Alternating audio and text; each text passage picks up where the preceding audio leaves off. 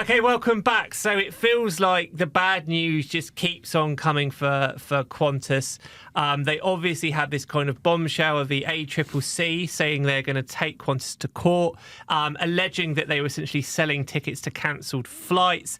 It was kind of the straw that broke the camel's back, alongside a lot of other bad news, led to Alan Joyce, the maestro, leaving as CEO a couple of months early, and his replacement, Vanessa Hudson, taking over.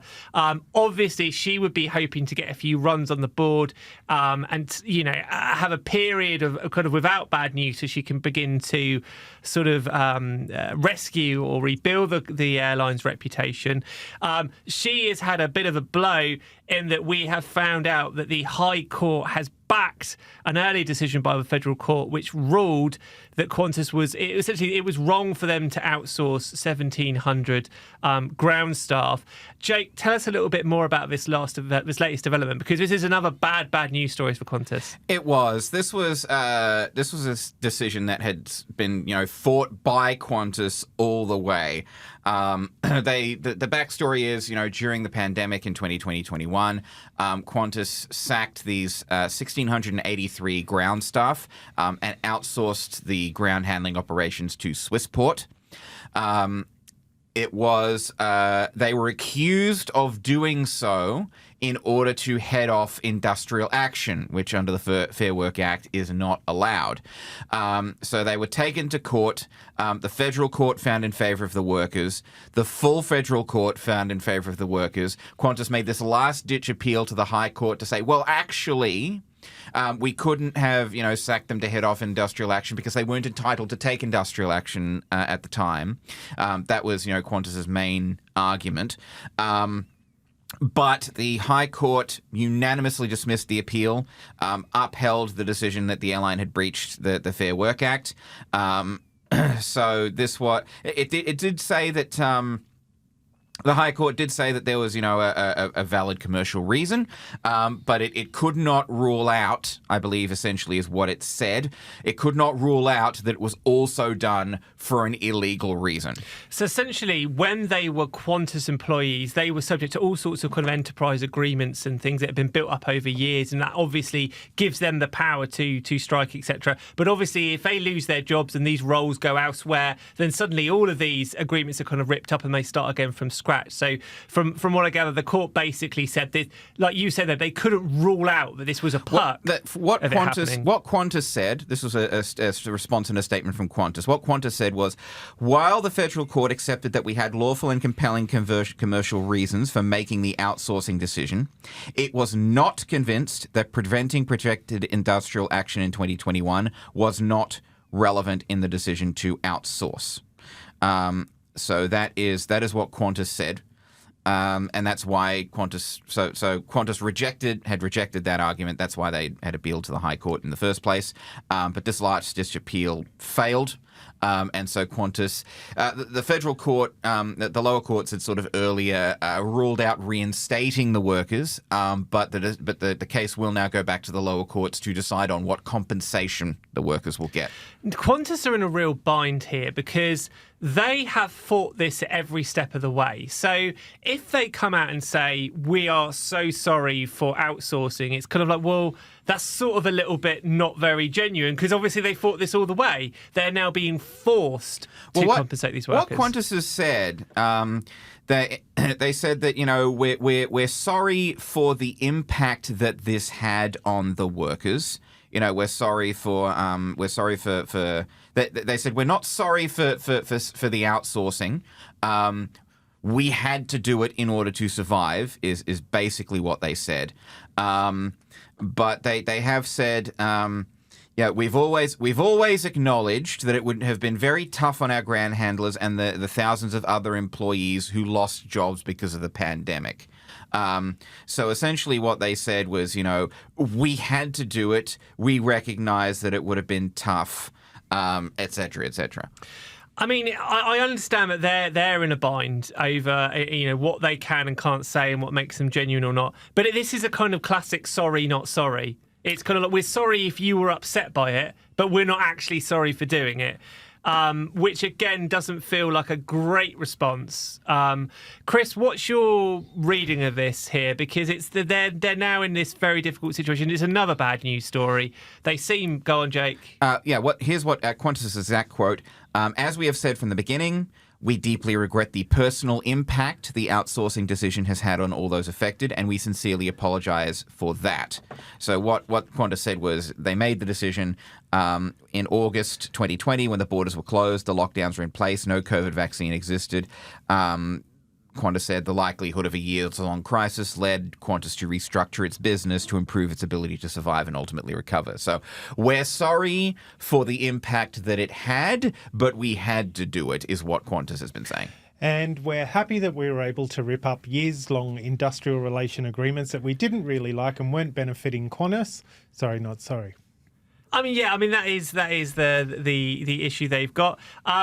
What was the union's response to this, Jake? Are they again letting bygones be bygones, or do they want more blood?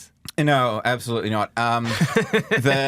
Michael Caine, the secretary of the Transport Workers Union, has basically come out and said the entire board needs to be sacked.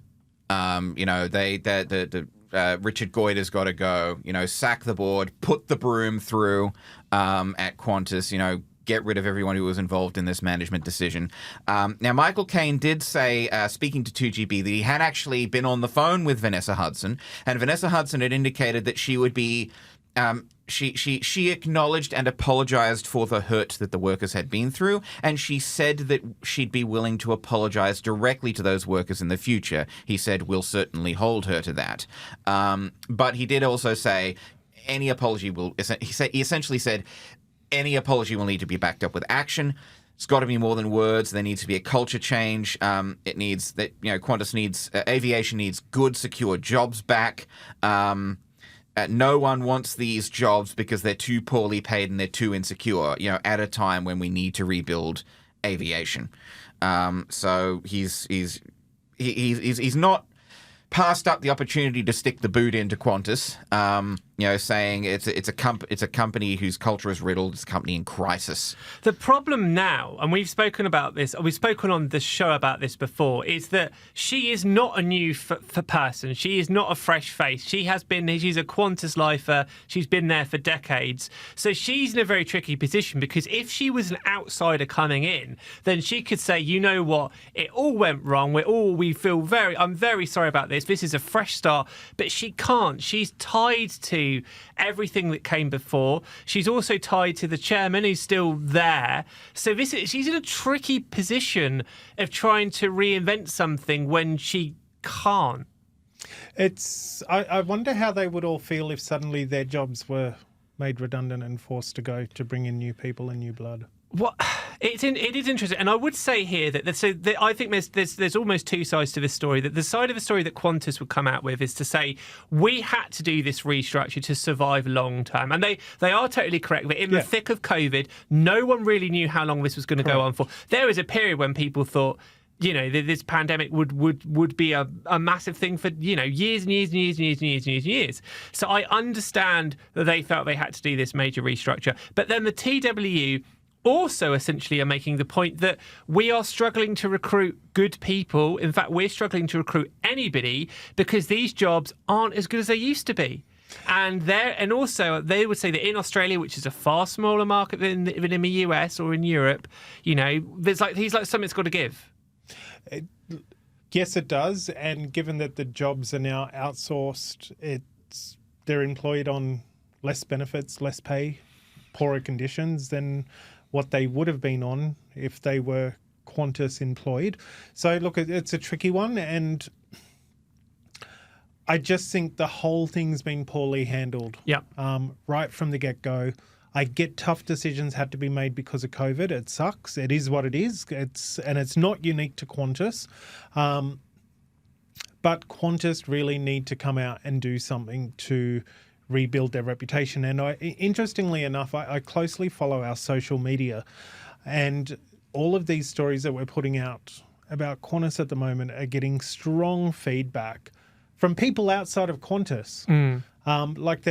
Jake did a fantastic story earlier today about Vanessa potentially apologising to the workers who lost their jobs. And some of the comments made were #QantasGate, #Qantas Royal Commission now. And these are coming from people who are not affiliated with Qantas in any way, shape or form. So there's quite a strong brand issue with Qantas at the moment. And what I do find interesting is Qantas have gone ahead and employed a PR company from the US to come in and tell them how to fix their brand in Australia, where, you know, realistically, you should be looking within Australia for a company that gets your audience, understands your audience, knows your audience, is your audience. Why do we have to go offshore to find a brand company to come in and tell us how to fix a problem in Australia? Well, and this is an interesting thing. There have been calls from a few circles, or implications from a few circles, some more blatant than others, that the federal government needs to step in and even take a stake in Qantas, buy up a chunk of Qantas shares again to, have some measure of control over Qantas, which of course used to be a government-owned airline. Yes. So Michael Caine sort of said, obliquely as he was talking to 2GB, he said, lots of jurisdictions overseas do it a different way. They say, let's take equity stakes in airlines. So we've got the community interest in there. He's reiterated his calls for a safe and secure skies commission, and independent decision makers. The Greens have been sort of more forceful in this. The Greens transport spokesperson has basically said the government needs to renationalise Qantas. It needs to become a government-owned airline again. So what the government plans to do on Qantas will be interesting to watch. Whether it decides to buy a stake in Qantas again to be able to exert a little bit more control. What I would say to that, though, and it's interesting that this is all coming out now, because a lot of these people were the same ones saying Qantas should be handing back the JobKeeper payment. Now, if Qantas went back to some form of government equity or government ownership, they would then be calling on the government to bail them out of situations such as COVID. One of the things that we've sort of touched on is that talking and it's been touched on a few times, is that airlines like Qatar Airways are government owned. Yep. Qatar Airways was able to do quite well for itself out of the pandemic because it had the backing of the Qatari government. And it's I think we've sort of mentioned it on the podcast before. Qantas wasn't really bailed out by the Morrison government. I would say the difference there is that for these big UAE carriers and for someone like Qatar, that it feels like they're almost an extension of the PR opportunities for those states. So the reason why Qatar kept flying during COVID was because they saw this as the ultimate PR opportunity. Absolutely. And because if these are the airline that get you home when the borders are closed and it feels like the apocalypse is coming, you will have forever loyalty there. And also, again, without sounding too sinister, if you're bailing out governments around the world who have seen their own homegrown fleets grounded, then you have a lobbying power. Like, you owe that airline for life. But they had their kind of endless reserves of cash to do that. Correct. In a way that even if the government owned Qantas, they probably wouldn't necessarily be doing something like that. I would say one of the issues that Qantas has got is the average punter on the street would look at it and go, well, hang on a minute, you've made $2 billion or whatever dollars this year, and you're saying you need to restructure to get by. Well, hang on a minute, it sounds like you're doing pretty okay. Absolutely. So that's the issue they've got. The response would be, we weren't making $2 billion at the time. We were, as Alan Joyce kept saying for quite a while, 11 weeks from bankruptcy. Yeah. So the question would become, okay, you're making this massive profit. Why don't you de-outsource now and hire back the staff? But at the time, the argument would have been, we need to cut costs, and we need to cut costs now. And I think we need to maybe celebrate some of the successes during COVID of other Australian airlines. So Alliance, for example, grew their fleet, grew their employment base, grew their operations. Sexy Rexy did really well through COVID. I'm sure there were inner workings where some decisions were made that employees of both Alliance and Rex didn't like, but they've both come out of the other end well. And I think Virgin's loss was Rex's gain there as well, because Rex was able to pick up a lot of those ex-Virgin planes for next to nothing. Yeah, absolutely. I mean, in terms of, Alliance is a very good example of a very quick-thinking business that was able to almost sort of take advantage of a situation in the pandemic, because in a world where you had no commercial domestic flying or very little, suddenly charter becomes a lot more important. And also for Alliance and similar airlines, when you had COVID and you know people need to be transported to hospital, they were able to adapt their planes to make them kind of COVID safe. Correct. So they were able, so there was an element of sort of perverse luck, but also judgment of keeping calm during a crisis and adapting, and actually being able to make those long decisions.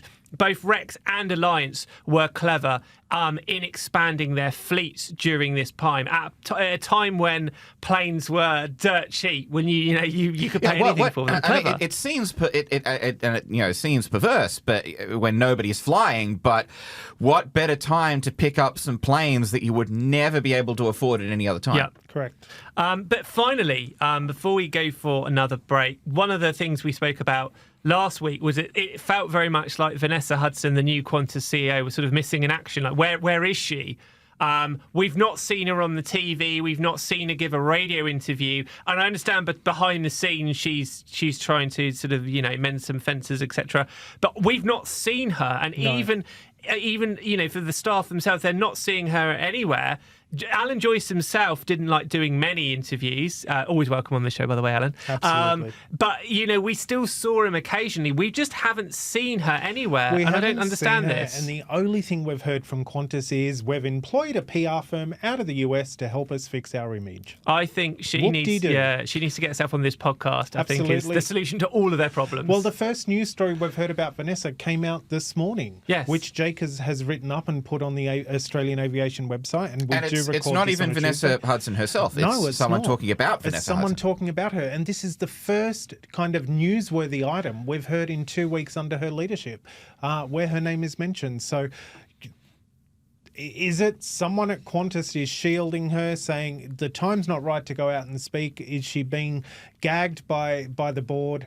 Who knows? But we need to hear something from her, and something soon. If she's going to, as has been suggested, apologise to all these sacked workers, I mean, she could go on TV and say it to the country.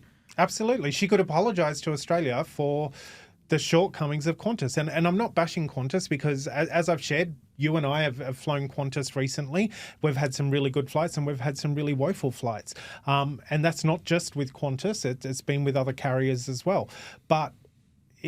Come out and publicly apologise, and we hear you. Give us a chance again. This is what we're doing. Share your thoughts. Exactly, Jake. This is what we're doing. Also, one of the interesting things when the TW, where Michael Caine said he'd had this chat with her, and Michael Caine and the TW are talking, it's kind of like sack the board, we need a broom going through that. But he never said sack Vanessa Hudson. It sounds like they are trying to be nice to her. They're trying to give her a chance. And I think both the unions, the staff, the general public are willing. I think the Australians are quite, a fair go. They're willing to give her a fair chance. Absolutely. But she's got to take it.